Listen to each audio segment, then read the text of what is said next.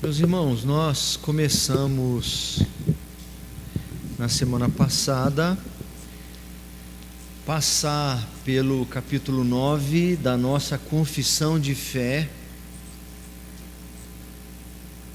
que fala do livre-arbítrio. As pessoas confundem muito essa expressão arbítrio, ou ainda confundem o próprio significado de liberdade. Há uma confusão muito grande sobre o que é liberdade.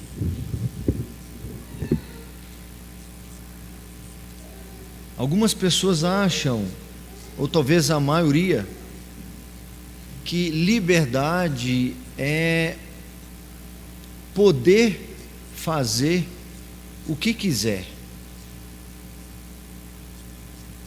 Mas quando a gente investiga o querer, ou por que eu quero isso ou aquilo, a gente percebe que até essa mesma vontade que nós temos, ela não é livre. Conversando com um jovem, tentando trazê-lo para a igreja, e ele resistindo, dizendo o seguinte: não, eu não quero ir para a igreja, porque sabe como é, eu sou jovem. Jovem quer aproveitar a vida. Se eu for para a igreja, eu não vou poder, eu vou perder a minha liberdade. Aí então argumenta-se com esse jovem: mas que liberdade que você vai perder? O que você não vai poder fazer? Ele vai enumerar algumas coisas, dentre as quais ele pode dizer, por exemplo: eu gosto de fumar, e se eu for para a igreja eu não posso fumar. Aí eu perguntaria para ele: então liberdade para você é poder fumar, e ir para a igreja é perder a liberdade, porque você não vai poder fumar. Mas por que alguém fuma? Como que você começou a fumar? Não, eu comecei a fumar porque os meus amigos ofereceram. Então na realidade você fuma por causa dos seus amigos. Isso não é liberdade. Eu comecei a fumar porque eu queria ser aceito pelas pessoas, eu queria parecer mais velho, maduro, queria parecer adulto, e comecei. Você gostou as primeiras vezes? Não, nem gostei. Então, ou seja, você fuma, você quer fumar porque alguém influenciou a sua vontade. Então liberdade para você não é fazer o que você tem vontade de fazer. Liberdade seria você dizer não.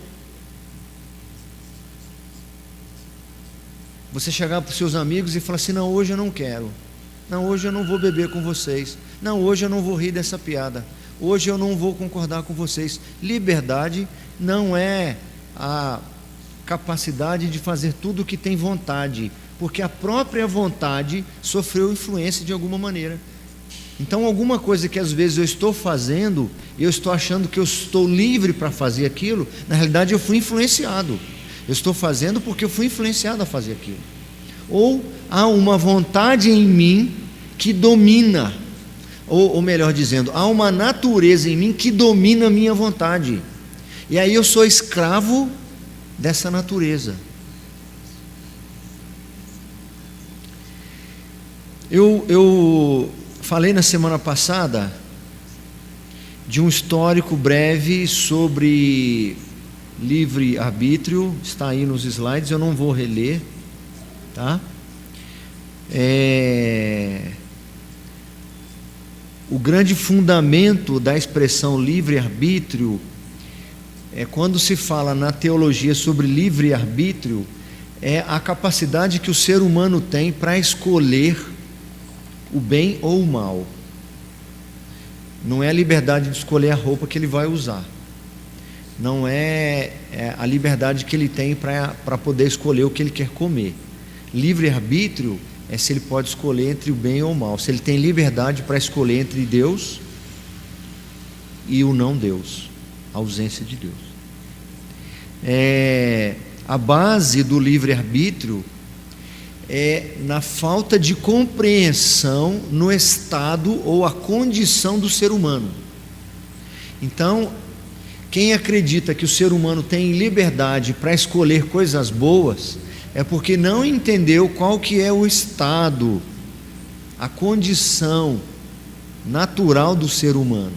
Não, eu faço o que eu quero, mas há uma natureza que domina esse querer. Vamos lá. O primeiro estado do ser humano está aí no primeiro slide verdinho, Gabriel. Aqui. O primeiro estado do ser humano, ou seja, a primeira condição que o ser humano estava, era no estado de inocência. Nós vimos isso. É quando ele foi criado. Nesse estado de inocência, o homem tinha a liberdade e o poder de querer fazer aquilo que é bom e agradável a Deus. Nós já vimos que o ser humano recebe uma incumbência do Senhor para não comer do fruto. Você pode comer de todos os outros frutos, menos do fruto desta árvore específica. O ser humano, no caso Adão e Eva, tinham liberdade para agradar Deus, para fazer o que era agradável ao Senhor. Mas eles também tinham a liberdade para agir contra essa natureza de inocência. Eles podiam obedecer ou não obedecer. A natureza deles era uma natureza reta, boa, santa, correta. Essa natureza ia proporcionar uma vontade também reta e também correta. E naturalmente ações retas e corretas. Natureza, vontade e atitude correta. Mas Adão e Eva tinham a liberdade para agir diferente da própria natureza. A natureza era reta, mas eles tinham a liberdade de agir contra a sua própria natureza reta. Foi o que aconteceu. Eles tiveram a liberdade e usaram mal essa liberdade. Aí eles mudaram de estado, mudaram de condição. Eles eram retos, sua natureza era correta, a sua vontade refletia isso. Eles tinham vontade de fazer o que era bom e agradável, e faziam o que era bom e agradável a Deus, mas tinham liberdade de agir contra essa natureza. Agora eles estão em outro estado, em outra condição. Eles estão agora no estado de pecado. O homem, ao cair no estado de pecado, perdeu inteiramente todo o poder de vontade quanto a qualquer bem espiritual que acompanhe a salvação. Ou seja, agora, como a natureza é uma natureza pecaminosa, a vontade que essa natureza vai proporcionar é uma vontade também pervertida e pecaminosa. E as ações desse ser humano vão ser pecaminosas. Não é possível ter uma natureza pecaminosa e ter uma vontade reta. Estão entendendo? Olha só, não dá para ter uma natureza e uma vontade diferente mais. Antes, Adão e Eva tinham uma natureza boa, reta, e uma vontade reta, mas com liberdade para que esta vontade fosse diferente da própria natureza. Eles tinham liberdade, eles tinham esse livre-arbítrio. Quando o ser humano caiu, ele não só se arranhou com o pecado, ele caiu, ele foi completamente afastado do Senhor. Então a sua natureza mudou, ela passou a ser uma natureza perversa. E essa natureza perversa vai proporcionar uma vontade perversa. Isso não aconteceu só com o ser humano, aconteceu com a natureza toda. Se você já teve um quintal e a oportunidade de carpir lá o quintal, você pode tirar a erva daninha com raiz. Você não precisa plantar erva daninha. porque a natureza vai fazer brotar a erva daninha. Não precisa semear a erva daninha. Para o milho nascer, você precisa semear, alguém precisa semear. Existem plantas que nascem sem a intervenção do homem, é porque algum animal semeou, saiu nas fezes de algum animal, um esquilo foi lá e comeu em volta e a semente ficou, certo? Um passarinho fez isso. Se não for semeado, naturalmente não vai sair. Porque naturalmente não vai sair coisa boa, porque a natureza é má. A natureza foi contaminada também pela queda do homem. É assim o ser humano, o coração do ser humano. Você não precisa semear vontades ruins, porque o coração do ser humano, a natureza do ser humano, sendo má, desde que nasce, já brota vontades erradas. Não precisa ensinar uma criança a ser egoísta. É igual a erva daninha, isso vai brotar. Ela não sabe nem falar é meu, mas se tiver um brinquedo que ela não estiver dando bola para o brinquedo, se importando, e o irmãozinho ou o amiguinho pegar, ela quer tomar de volta. Não precisa ensinar a ser egoísta. É uma terra propícia para o que é errado. Precisa ensinar a mentir? Não precisa ensinar a criança a mentir. Precisa ensinar ela a dissimular. Ela derramou um negócio, ela já olha para ver se tem alguém observando. Se ninguém estiver observando, ela sai quietinha. Não precisa ensinar. O ser humano não precisa ser ensinado a fazer maldade. A natureza do ser humano agora, nesse estado de pecado, ele perdeu inteiramente todo o poder e vontade de fazer o que é bom e agradável, porque agora a sua natureza, a sua essência, é o que nós falamos lá do urubu. Ele só não comeria a carne podre no chão se ele deixasse de ser quem ele é. Então, ser urubu é gostar de comer carne podre. Ser humano é gostar das perversões e maldades. Não precisa ensinar, faz parte da sua natureza. De sorte que o homem natural é esse que não está no estado de pecado. O homem natural é que está conforme a sua natureza. De sorte que um homem natural, inteiramente avesso a esse bem e morto no pecado, é incapaz de, pelo seu próprio poder, converter-se ou mesmo preparar-se para isso. O ser humano natural, no estado de pecado, não tem livre arbítrio. O terceiro estado que nós vimos, e aqui foi o finalzinho do nosso estudo na quarta-feira, eu só estou dando uma relembrada, é o terceiro estado. O ser humano foi criado num estado, de retidão, depois o estado de pecado e agora no estado de graça. Terceiro estado, quando Deus converte um pecador e o transfere para o estado de graça, ele o liberta de sua natural escravidão ao pecado e somente por sua graça, pela graça de Deus, o habilita a querer e a fazer com toda liberdade o que é espiritualmente bom. Eu não me lembro se a gente eu acho que eu li esses textos rapidinho no final, não foi? O pessoal que está em casa tem aí os textos também. A gente deu uma lida, então eu não vou ler agora para a gente poder avançar, certo? Mas eu não sei se ficou claro. O ser humano está morto e a sua natureza é perversa no estado de pecado. Deus vem até esse ser humano, intervém na sua vida, converte esse pecador, transfere esse pecador que estava no império das trevas, escravo do pecado, o transfere para o reino da luz, certo? Interfere na sua natureza, a ponto de que agora esse ser humano pode querer as coisas que agradam a Deus, deseja as coisas que são agradáveis ao Senhor. Agora ele tem a liberdade de fazer coisas que são aprazíveis ou prazerosas ao Senhor.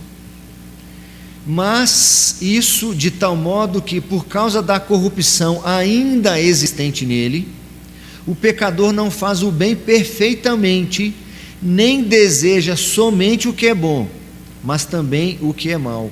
Ou seja, o ser humano agora ele está numa transição. Ele não está mais escravo do pecado. Ele agora já tem liberdade para a sua vontade agora já sofreu interferência do Senhor. Ele pode então agora desejar coisas boas, mas não perfeitamente, porque ele ainda tem uma natureza corrompida, e muitas vezes e de muitas maneiras essa natureza corrompida interfere na sua vontade. Ele ainda continua ficando com vontade de rir quando ele vê alguém cair. É por isso que muitos, mesmo nesse estado de graça, acham engraçado aquelas pegadinhas lá, que alguém está se dando mal, certo? Eu acho que dá para a gente dar uma lida aqui em alguns textos. São 2 textos, é Gálatas, Romanos e 1 João. Eu preciso de 3 voluntários. Everton, abra por favor Gálatas, capítulo 5. O segundo voluntário, pode deixar o Isaías. Usa o microfone aqui na frente, ele vai lá atrás. Ó. O segundo texto é Romanos 7. Fica com quem? Romanos 7. Damares? Obrigado, Damares. A Damares, Romanos 7. E 1 João, lá no finalzinho, fica com quem? Presbítero Enio?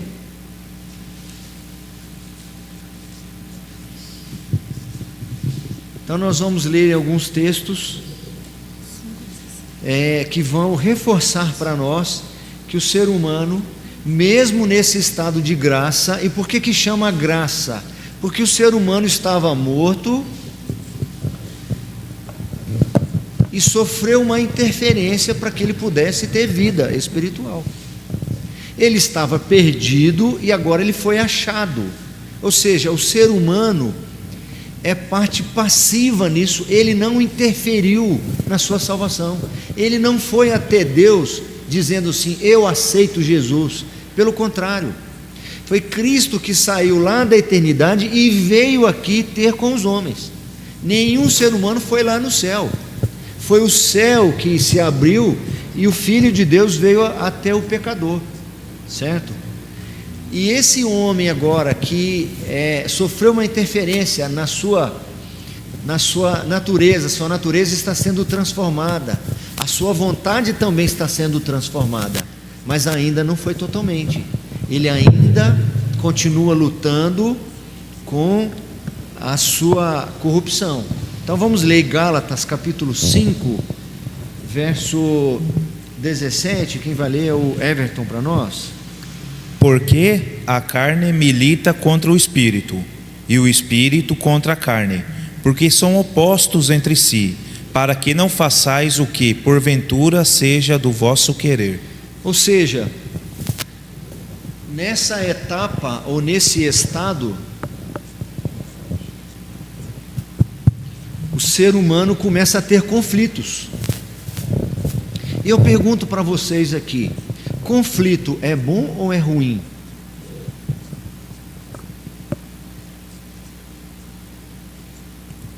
Eu vou dar uma pista para vocês. Antes de serem alcançados por Jesus Cristo e por sua graça, o ser humano estava escravo do pecado, estava morto e acomodado nessa condição. Ele fazia aquilo que a sua natureza mandava. Ele era escravo da sua vontade. Ele era escravo do senso comum do mundo, da influência que o mundo exercia sobre a sua vida, e ele estava acomodado nisso. Ele era escravo de Satanás, que fazia aquilo que era sugerido por Satanás, e ele estava acomodado com isso. Na realidade, ele nem percebia que estava morto, porque o morto não sabe que está morto. Assim como um cadáver, um morto físico, não tem noção de nada físico, é assim também o morto espiritual. Se você chegar no cadáver e balançar assim para ele, diz: me conta como é que você morreu, Se ele contar para você, é melhor você sair correndo, porque você vai assustar, porque ele não tem noção do que está acontecendo com ele. Agora, quando este ser humano que estava morto é alcançado por Jesus Cristo e por sua graça, ele começa agora a ter vontades de fazer coisas que agradam a Deus. E quando ele vê a influência de Satanás na sua vida, ele já não gosta disso. Ele começa a ver que muitas das suas atitudes são influenciadas pelas pessoas. Ele também já não gosta disso. Ele está incomodado com isso. E quando ele percebe que era o seu coração corrupto que muitas vezes dirigia a sua vida, ele também não gosta disso. Então ele está agora incomodado. Ele está tendo um conflito. Então eu repito a pergunta: esse conflito é bom ou era melhor antes de ter conflito? Oi?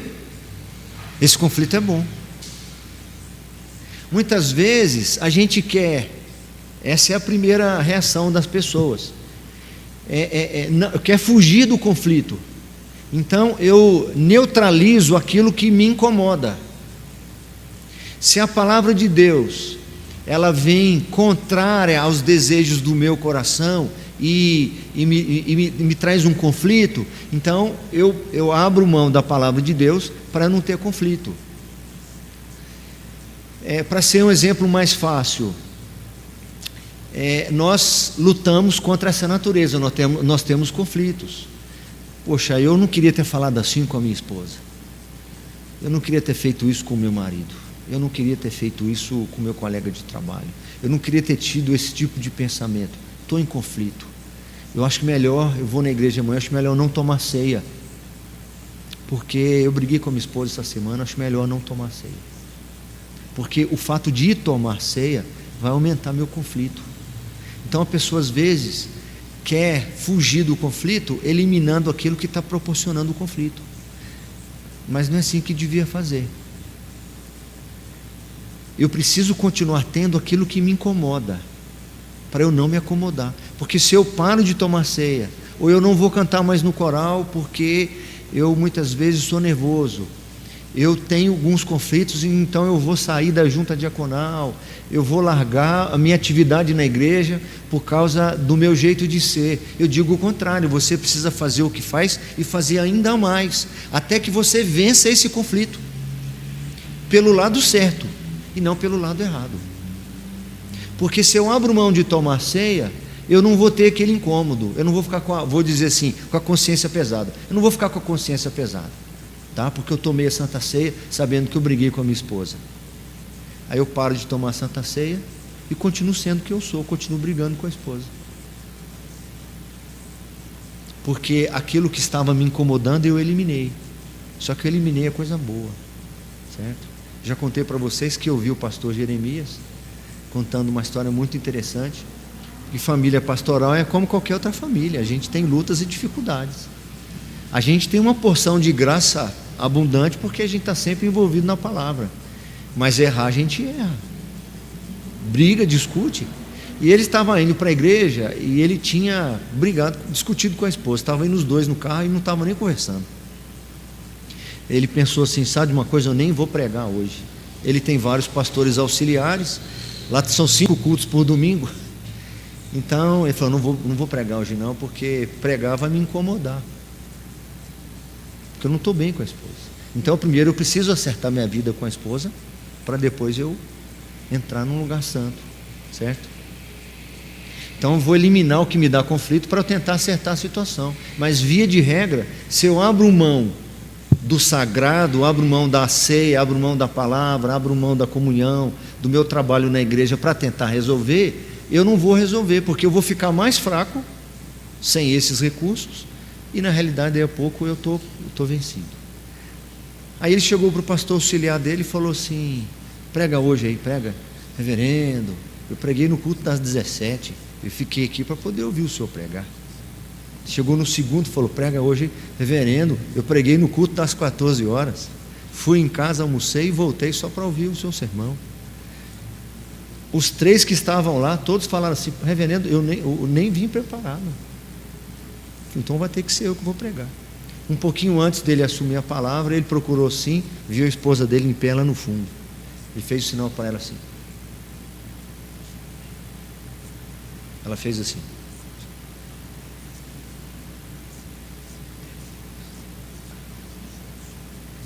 Vai pregar. Então vou pregar. Aí foi pregar. Mas pelo menos eu dei um sinal para ela que eu não tô feliz com a situação.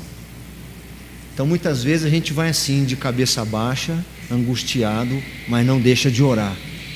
Porque às vezes você errou, você pecou, você fica sem graça de falar com Deus. Poxa vida, acabei de brigar com a esposa, vou orar, Senhor, eu estou sem graça, eu acho que é melhor nem eu... Acho melhor nem eu passar por perto hoje do Senhor, porque eu estou mal, estou devendo.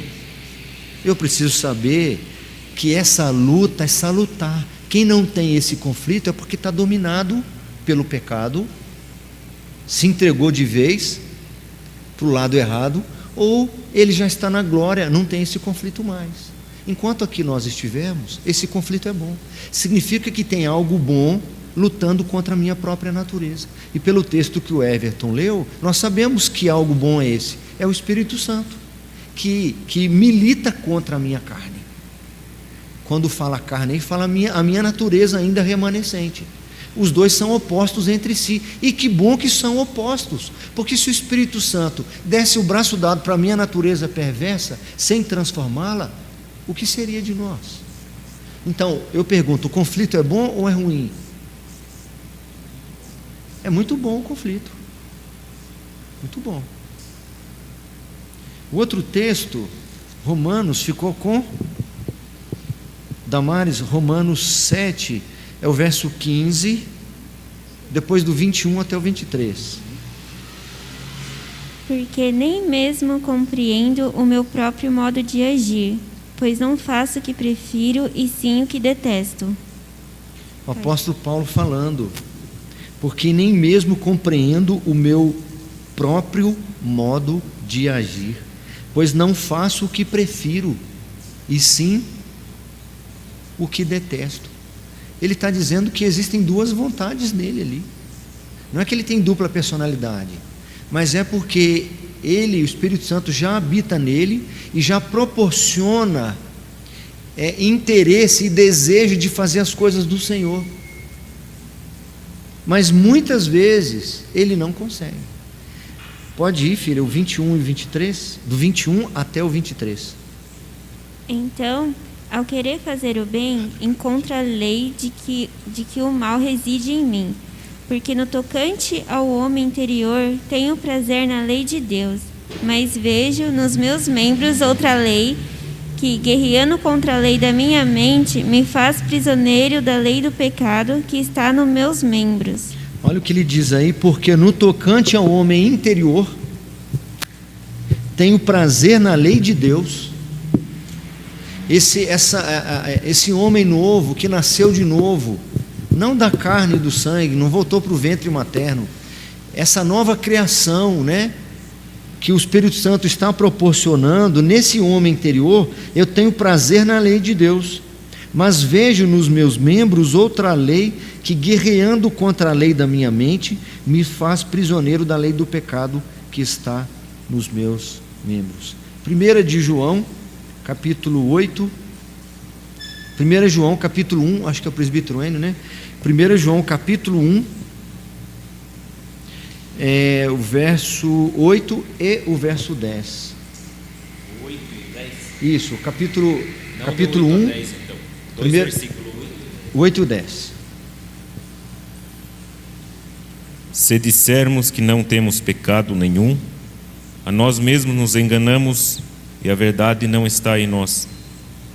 Se dissermos que não temos cometido pecado, fazemo-lo mentiroso e a sua palavra não está em nós. João diz isso. Se alguém disser que não tem pecado, está se enganando. A verdade não está nessa pessoa. Se alguém disser que não tem cometido pecado, está fazendo Deus mentiroso e a sua palavra não está nele.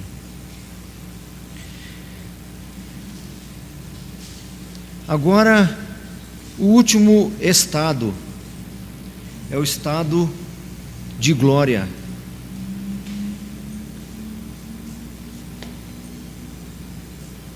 Nós vamos ter que ler. 1 João está aberto ainda, fica lá porque a gente vai precisar.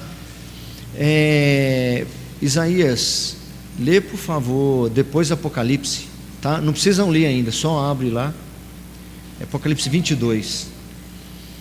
Então, aquele estado inicial do ser humano, reto diante de Deus, Adão e Eva, aquele segundo estado, o estado de pecado, depois da queda, depois da desobediência, o estado de graça, que é depois da conversão, depois de ter sido alcançado por Jesus Cristo, e agora o último estado, que é o estado de glória.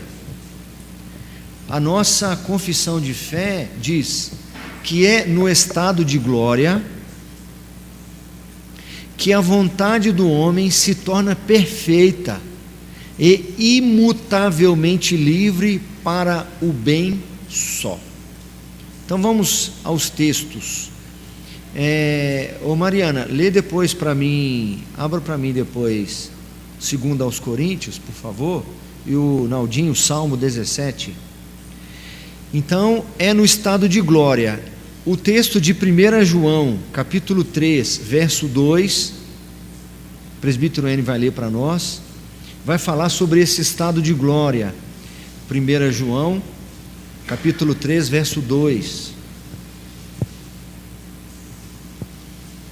Amados, agora somos filhos de Deus e ainda não se manifestou o que haveremos de ser. Sabemos que quando Ele se manifestar, seremos semelhantes a Ele, porque haveremos de vê-lo como Ele é. Então João está escrevendo para os crentes, ele está escrevendo para aqueles que estão no estado de graça, que já foram alcançados pela graça do Senhor, eles já têm inclinações boas, eles já têm liberdade para fazer coisas boas diante do Senhor, mas que ainda lutam com a natureza velha, dizendo para eles que haverá um fim para isso, haverá o fim para esse conflito, haverá o fim para essa inimizade, o espírito militando contra a carne, certo? Amados, agora somos filhos de Deus, já somos filhos da graça, já estamos no estado da graça, mas ainda não se manifestou o que havemos de ser. Sabemos que quando Ele se manifestar, na volta de Cristo, seremos semelhantes a Ele, incorruptíveis. Apocalipse vai reforçar essa ideia para nós, é o mesmo autor, inclusive, João, no capítulo, é o mesmo autor do Evangelho de João e da carta de João. Ele agora em Apocalipse capítulo 22, versos 3 e 4. Nunca mais haverá qualquer maldição, nela estará o trono de Deus e do Cordeiro, e os seus servos o servirão, contemplarão a sua face, e a sua fronte será o nome dele. João, aqui em Apocalipse, falando desse estado em que não haverá mais maldição, não haverá mais corrupção, só haverá retidão. Nela, nessa cidade adornada, preparada para nós, estará o trono de Deus e do Cordeiro.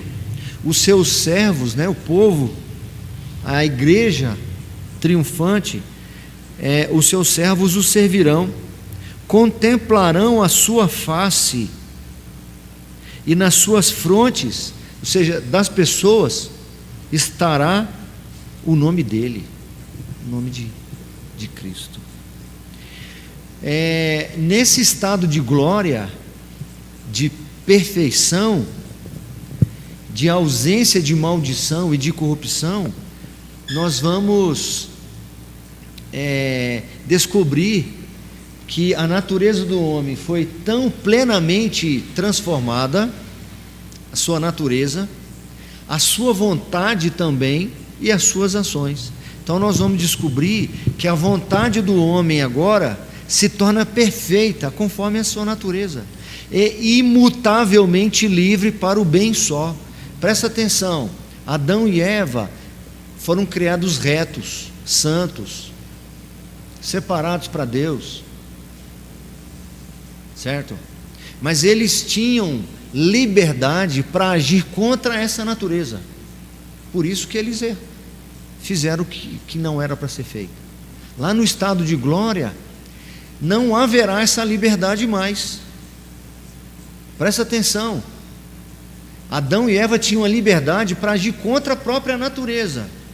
Lá na glória eterna, os salvos não terão essa liberdade de fazer algo contra a própria natureza. Lá seremos todos glorificados, retos, sem corrupção.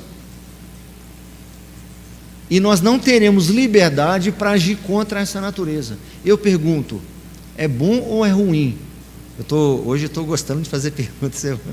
Essa falta de liberdade lá na glória vai ser uma coisa boa ou ruim? Isaías acha que é boa, mais alguém? Boa? Quem está na dúvida, fica na dúvida, por enquanto. Quem acha que vai ser coisa boa, levanta a mão. Quem acha que vai ser uma coisa ruim, levanta a mão. Quem está na dúvida, levanta a mão. Quem está dormindo, levanta a mão.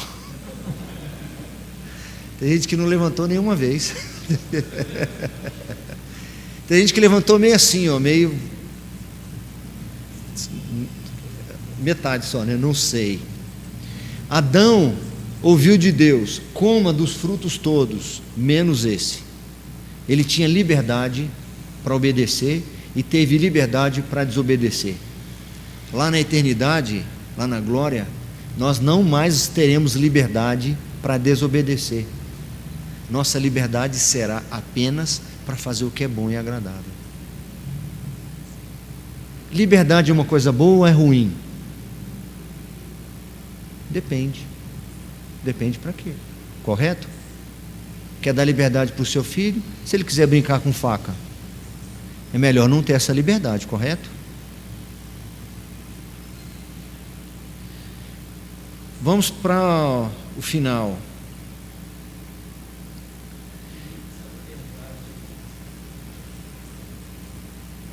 Pode falar no microfone. Eu diria que essa liberdade, pastor, eu acho que é também um livramento, né? Você não ter liberdade, essa falta de liberdade para o mal, é um livramento. Com certeza. Eu penso que isso. Ele está perguntando, ele está comentando, né, que essa liberdade, a falta de liberdade para fazer o que é mal é um livramento. Não é isso? Com certeza. Ter liberdade para fazer o que é errado não é bom, né? Oi? Não ouvi. Fala, você está com o microfone aí, não? Ou então abaixa assim um pouquinho a máscara, porque eu não entendi. Não é para ler 2 Coríntios? Não entendi. Alguém? Hã? Ah, sim. Desculpa. Vamos ler. Quem que ficou? Você, né? Pode ler 2 Coríntios, capítulo 6, verso 36. Não, nós não lemos nenhum desses aí, né?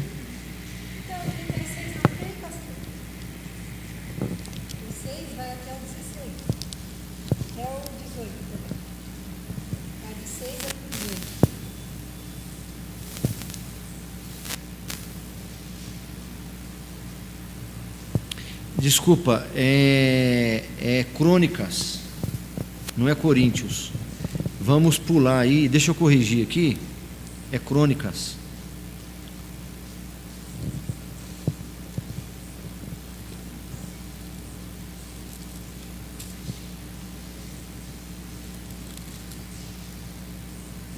Estou corrigindo aqui uma referência. Mas pode ler 1 João primeiro?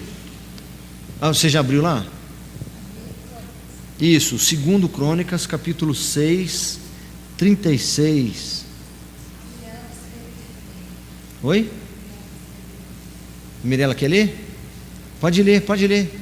Passa o microfone para ela.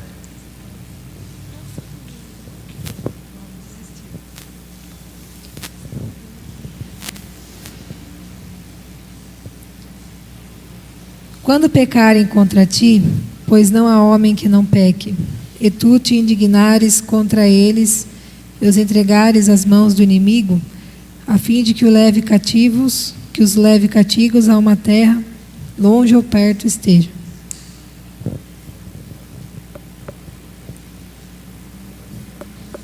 Quando pecarem contra ti, deixa eu abrir o texto aqui. Prepara o seu também aí, 1 João.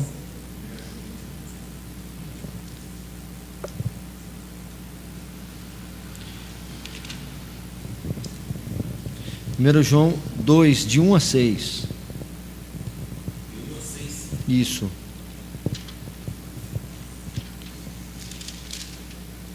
Filhinhos meus, estas coisas vos escrevo para que não pequeis. Se todavia alguém pecar, temos um advogado junto ao Pai, Jesus Cristo, o justo. Ele é a propiciação pelos nossos pecados, e não somente pelos nossos próprios, mas ainda pelo do mundo inteiro. Ora, sabemos que o temos conhecido, por isso guardamos os seus mandamentos. Aquele que diz, eu o conheço, não guarda os seus mandamentos, é mentiroso, e nele não está a verdade. Aquele, entretanto, que guarda a sua palavra, nele verdadeiramente tem sido aperfeiçoado o amor de Deus. Nisto sabemos que estamos nele. Aquele que diz que permanece nele, esse deve também andar assim como ele andou. Certo? O que esses textos estão falando é que nessa condição, nesta vida, não há ser humano que não peque. Lá no texto de 2 Crônicas, é quando Salomão está orando a Deus, quando da consagração do templo, e ele está falando do povo com Deus. Quando pecarem contra ti, pois não há homem que não peque, certo? Essa é a condição do homem. Lá na glória, essa condição será completamente invertida. Salmo 17:15. João vai reforçar essa ideia dessa condição de pecado. Filhinhos meus, estas coisas vos escrevo para que não pequeis. Se todavia alguém pecar, temos advogado junto ao Pai, Jesus Cristo, o justo. Ele é a propiciação pelos nossos pecados, e não somente pelos nossos próprios, mas ainda pelos do mundo inteiro. Ora, sabemos que o temos conhecido por isto, se guardarmos os seus mandamentos. Aquele que diz eu o conheço e não guarda os seus mandamentos é mentiroso, e nele não está a verdade. Aquele, entretanto, que guarda a sua palavra, nele verdadeiramente tem sido aperfeiçoado o amor de Deus. Nisto sabemos que estamos nele. Aquele que diz que permanece nele, esse deve também andar assim como ele andou. Ou seja, esses textos falam que não é possível ao homem não pecar, mas quando ele é alcançado pelo Senhor, há nele capacidade para agradar a Deus e andar como ele andou e fazer o que ele fez, não de maneira perfeita, ainda algumas vezes sujeitos à nossa condição caída. Salmo 17:15. Ficou com quem? Opa, por favor, Reinaldo.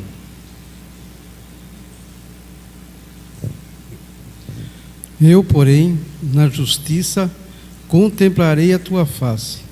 Quando acordar, eu me satisfarei com a tua semelhança. Eu, porém, na justiça contemplarei a tua face. Está falando de uma condição já, não nesta vida, porque nesta vida todos são pecadores. Quando acordar, me satisfarei com a tua semelhança. Os textos se confirmam, se completam. Eu estou correndo um pouquinho porque eu quero encerrar esse assunto do livre-arbítrio hoje. Esses 2 próximos slides eu dou o devido crédito, que foi numa aula que eu tive com o Dr. Heber Carlos de Campos, definindo o conceito de liberdade, pegando esses capítulos que nós lemos, esses parágrafos que lemos da Confissão de Fé. Nós temos uma seguinte compreensão: existe a chamada liberdade natural. O que vem ser a liberdade natural? Consegue ler, Isaías, por favor?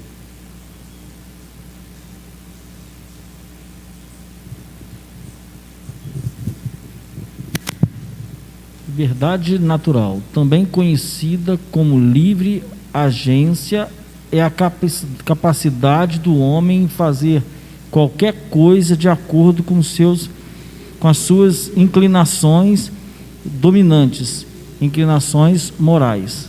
Ou seja, liberdade natural é a liberdade que o ser humano tem. É importante saber isso aqui, esses conceitos, para as perguntas que eu vou fazer no próximo slide. Liberdade natural é a capacidade que o ser humano tem de fazer qualquer coisa de acordo com as suas inclinações, de acordo com a sua natureza. É igual falar com o urubu: você tem liberdade. Tem uma mesa com um banquete e uma carne podre no chão. Ele tem liberdade de fazer aquilo conforme a sua natureza manda. É liberdade natural. Não é uma liberdade, é uma liberdade para fazer o que a sua natureza mandar. É uma liberdade condicionada à natureza dele. A vontade dele, as atitudes dele estão condicionadas à vontade, e a vontade dele está condicionada à natureza. Ele tem liberdade, mas para fazer aquilo que a natureza dele, a inclinação dele determinar. Essa é a liberdade natural. A liberdade espiritual tem diferenças. Pode ler, por favor. Liberdade espiritual, capacidade por Deus para fazer o que o agrada, coisa que sejam espiritualmente aceitáveis por Ele.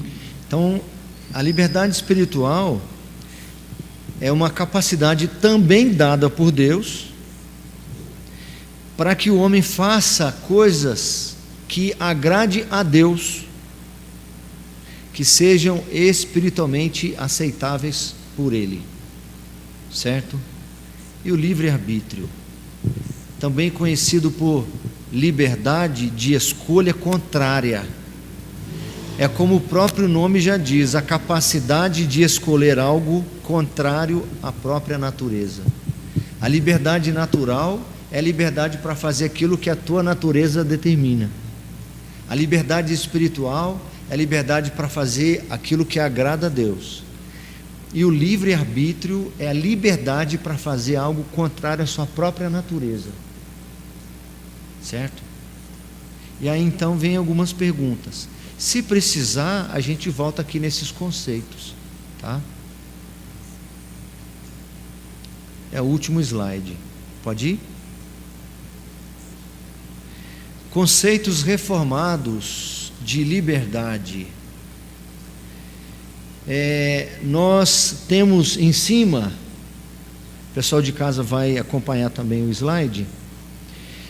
Nós temos os 3 tipos de liberdade que foram definidos aí agora há pouco. Pode compartilhar com o pessoal em casa também. Tem o delay, né? Liberdade natural, vocês estão vendo em cima, que é a livre agência. A coluna da direita, a liberdade espiritual, eu estou ali abaixo do título, e depois a liberdade é o livre-arbítrio, a liberdade de escolha contrária. Não sei se vocês conseguem ler nessa distância. Pode chegar um pouco mais para frente, se quiser também, né? Vocês estão nos bancos aí de trás. Na coluna da esquerda, nós temos ali aqueles estados em que o ser humano passou. Conseguindo ler daí, Naldinho? Não, né? Chega mais para frente aqui, filho, porque é o último slide para a gente fechar o assunto.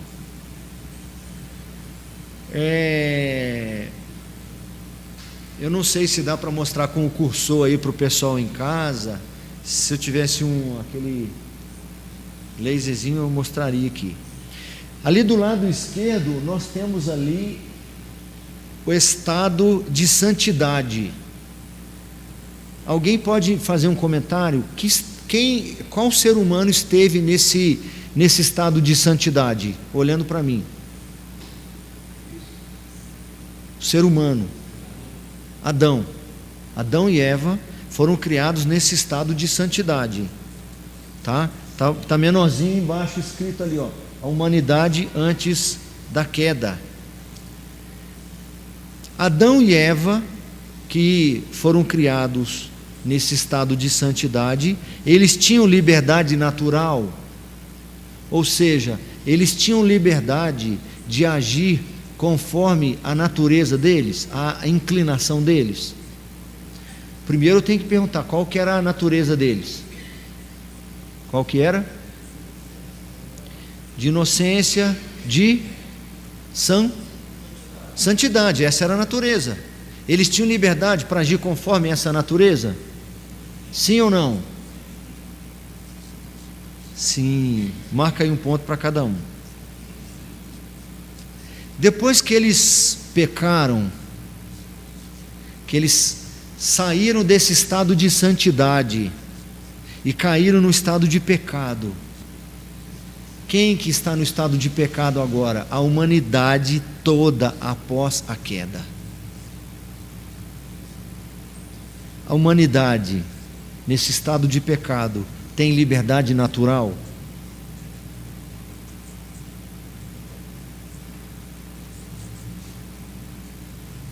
O pessoal que está em casa pode responder aí também no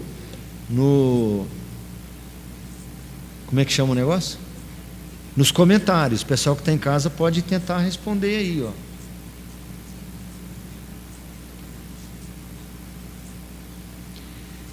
Aqui também. O estado de pecado, a humanidade tem liberdade natural. O que é liberdade natural? É a capacidade dada por Deus para a pessoa fazer aquilo conforme a sua inclinação, conforme a sua natureza. Qual que é a natureza do ser humano aqui? Pecar? Pecaminosa. Essa é a natureza. O ser humano tem liberdade para agir conforme a sua natureza? Sim. E essa inclinação é pecaminosa, porque essa é a natureza, certo? Esse sujeito pecador, em algum momento ele foi alcançado pela graça de Jesus. Invisivelmente, o Senhor agiu no seu coração, alguém lhe pregou a palavra, ele conseguiu prestar atenção nessa palavra, ele entendeu que ele é pecador e que Jesus Cristo é Salvador, o único Salvador. Ele creu em Jesus Cristo e foi então, passou por um processo de conversão. Ele agora está no estado de graça, é o homem em Cristo.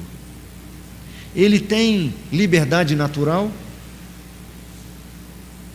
Eu não sei, o pessoal de casa, ninguém está respondendo, está todo mundo com vergonha. Sim. Qual que é a natureza do ser humano agora? Ele agora passa a ter uma nova inclinação.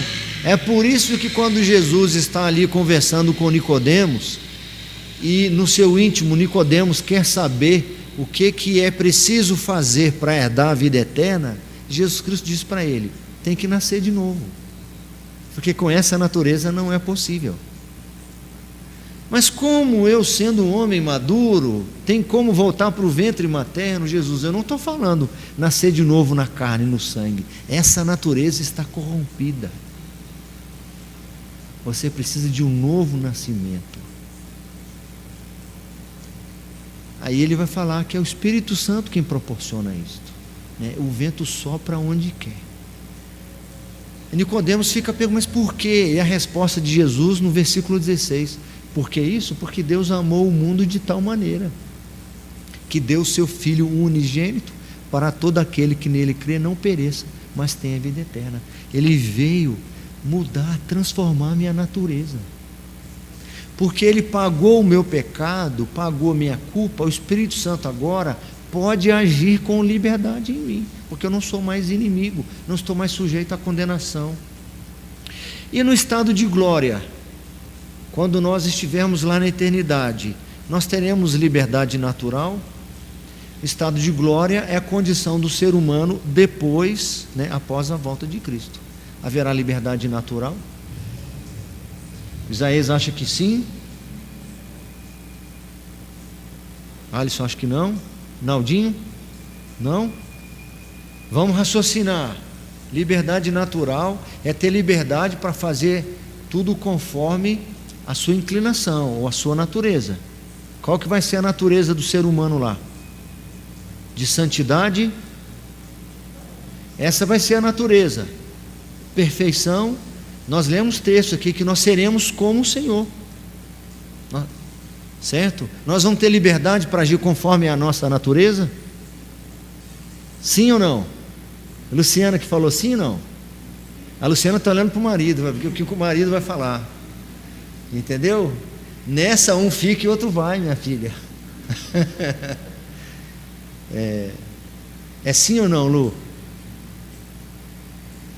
É sim. É sim. A natureza vai ser uma natureza boa. Ele vai poder fazer o que a natureza dele deseja. Lá na eternidade, o nosso prazer vai estar na presença do Senhor. Nós vamos ter liberdade para fazer o que a nossa natureza deseja. Sim. Voltando para Adão e Eva, no estado de santidade.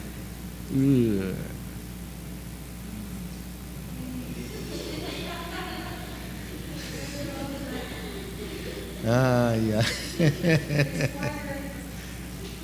Nessa hora a Marina até despertou ali. Acordou 3 horas da manhã, né?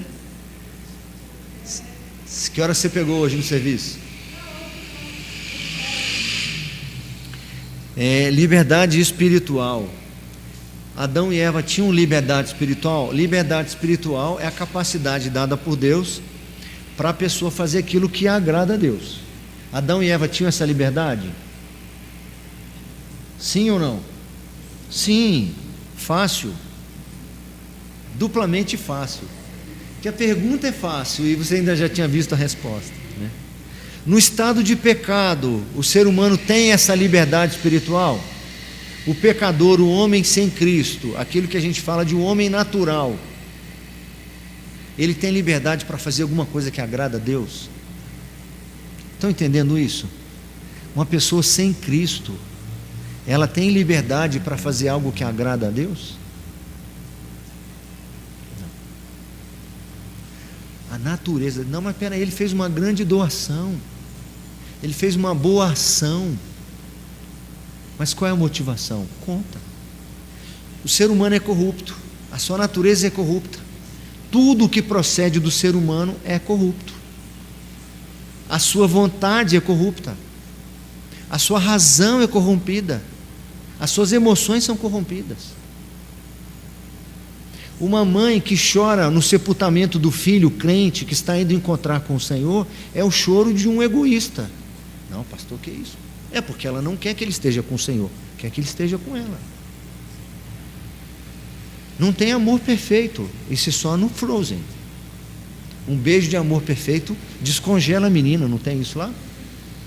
Não tem esse amor perfeito entre nós, porque tudo que procede de nós é imperfeito. Tem uma pitada de egoísmo, tem uma pitada de orgulho, tem uma pitada de avareza, tem uma pitada de vaidade. Esse é o ser humano. No estado de graça, o homem com Cristo, que foi alcançado pelo Senhor, ele tem liberdade para fazer algo que agrada a Deus? Tá fácil. Sim? Sim? Mais alguém?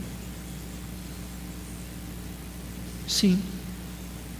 E no estado de glória, lá na eternidade, o ser humano vai ter liberdade de fazer coisas que agradam a Deus? Totalmente. Agora dificulta um pouco mais. Não vou nem chegar perto para não correr o risco de esbarrar ali. No estado de santidade, lá no paraíso, no Éden, na região da Mesopotâmia, entre os rios Tigre e Eufrates, Adão e Eva tinham livre-arbítrio, ou seja, liberdade de escolha contrária. Eles tinham liberdade de escolher contra a própria natureza. A pergunta é: qual que era a natureza deles? Santidade. Eles tinham liberdade para agir contra essa natureza? Sim, até a Jéssica falou sim. Só faltou a Isis Vitória levantar e falar sim, que está quase dormindo ali. Do lado de cá mais alguém? Sim? Sim, por isso que eles pecaram. Deus os criou dessa forma, e criou uma terça parte dos anjos também com essa liberdade. Por que mais nenhum anjo caiu? Porque eles não tinham essa liberdade. Aí eu pergunto de novo: essa liberdade era boa ou não?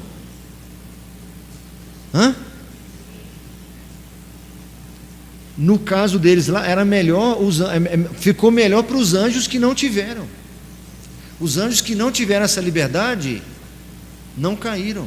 Não tem nenhum deles, poxa vida, a gente não teve liberdade igual eles, agora eles vão tudo para o inferno e a gente está aqui na glória eterna. Não tem nenhum reclamando. Então, por isso que a gente precisa avaliar muito o que é liberdade. Muitas vezes, quando o seu pai, a sua mãe diz não para você, o seu marido diz não para você, o seu professor, o seu pastor, ele está muitas vezes te ajudando a ter liberdade. Os 10 mandamentos é tudo não, não, não, não. E os mandamentos são libertadores. Porque está dizendo não para a minha natureza, porque a minha natureza é querer matar. A minha natureza é querer chamar tolo o sujeito. A minha natureza é olhar para outra mulher de maneira indevida. Quando o Senhor diz não olhe para ela, ele não está cessando a minha liberdade, ele está cessando a minha escravidão da inclinação do meu coração. É meu coração perverso que vai querer fazer com que eu olhe para uma mulher de maneira indevida. Aí ele diz: não adulterarás. É o meu coração enganoso que vai fazer com que eu deseje a casa do meu amigo. Aí ele diz: não cobiçarás. Certo? Então, o não é libertador. E mais ou menos fazendo um link com a pregação de sábado do reverendo Davi Charles Gomes, que está no YouTube da igreja, à medida que nós somos cativos da Escritura, temos liberdade para viver.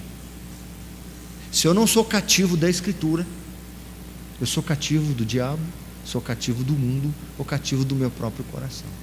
É por isso que o apóstolo Paulo, quando falava da relação dele com Cristo, que na nossa tradução está servo, Paulo, ele escrevendo uma carta, né? Paulo, servo de Jesus Cristo, aos amados irmãos que se encontram na igreja X ou Y.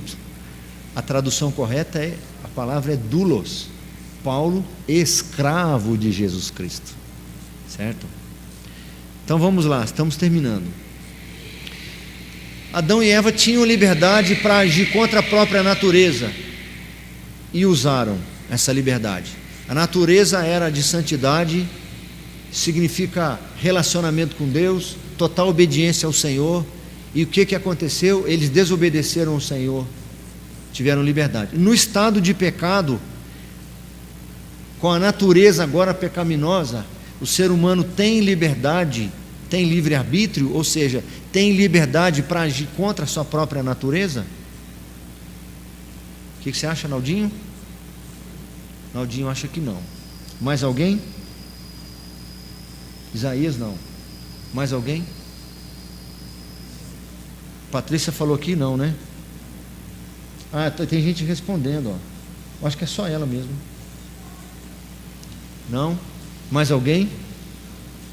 Não tem? Significa que o ser humano agora ele tem a natureza pecaminosa e ele só pode agir conforme essa natureza, ele não pode agir mais diferente dessa natureza, nesse estado de pecado. Ele tem liberdade, presta atenção, ele tem liberdade para agir contra a sua própria natureza? Não. Ele é pecador, sua natureza é pecaminosa, a liberdade que ele tem é só natural, para fazer o que a natureza dele se apraz. É o caso do urubu, a liberdade dele é para fazer o que a natureza dele manda. Agora, se esse urubu se converter, se ele for alcançado pelo Senhor, como ser humano, e experimentar a intervenção do Senhor na sua natureza, lembrando que ele ainda está, a natureza do ser humano, aqui qual é? No estado de graça. No estado de graça, qual que é a natureza do ser humano? Ele ainda é pecador. Ele é ou não é pecador? Ou ele pode dizer que ele não é pecador mais, só porque ele está com Cristo aqui nessa vida, ele deixou de ser pecador? Não deixou. Então ele não tem. A natureza dele ainda se manifesta. Se ele faz alguma coisa boa que agrade a Deus, não é virtude dele. Estão entendendo? O que eu estou fazendo aqui com vocês é uma coisa boa? Ensinar a palavra? Mas isso não vem de mim. A Bíblia ensina que toda boa dádiva e todo dom perfeito procede do Pai das alturas, certo? E que depende dele, tanto o querer, completem a frase, o versículo, depende dele, tanto o querer como o realizar.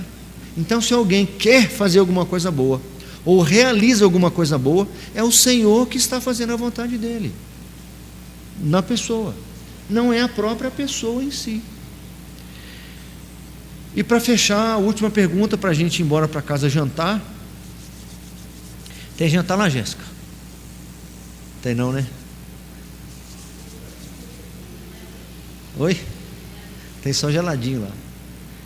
Deixou a janta pronta lá, Luciana? Deixou, lá tem. É sustância. Lá tem muita gente, né? Vai pegar a filha agora, ela está trabalhando hoje? Nossa, vou encerrar logo para vocês irem.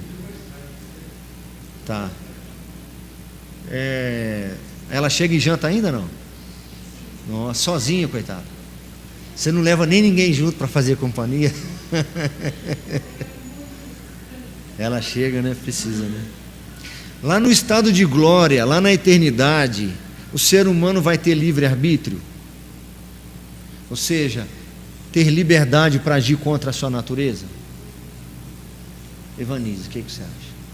O ser humano lá vai estar no estado de glória, de perfeição, natureza santa.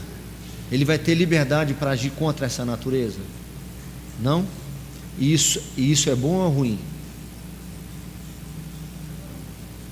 É bom ou é ruim?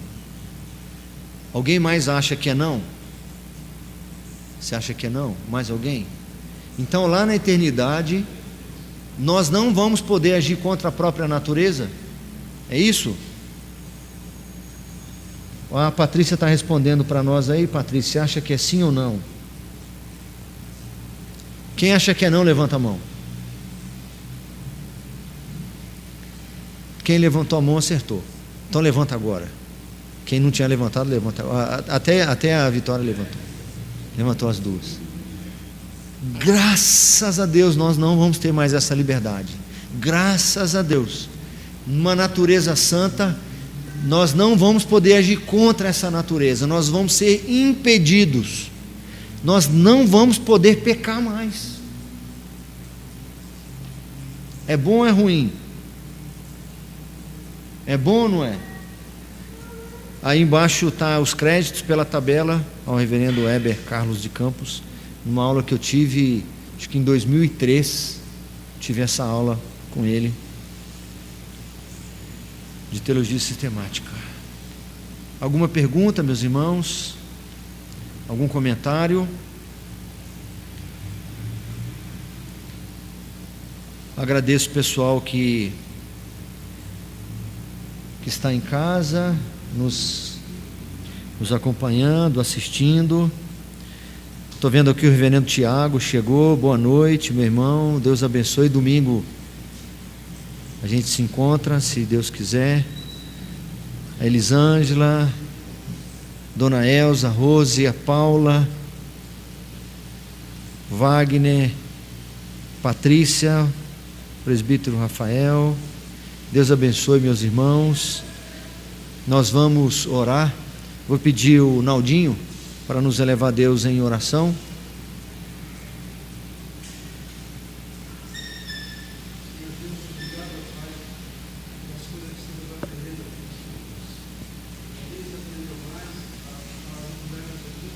Os teus caminhos, Senhor Deus. Sermos preparados para toda boa obra, Pai. Obrigado pelas pessoas que vieram aqui. Leva-nos agora, Senhor Deus, em segurança, e que possamos ter uma noite de paz e alegria e meditar naquilo que foi falado aqui hoje. Em nome de Jesus que lhe peço e agradeço. Amém. Amém.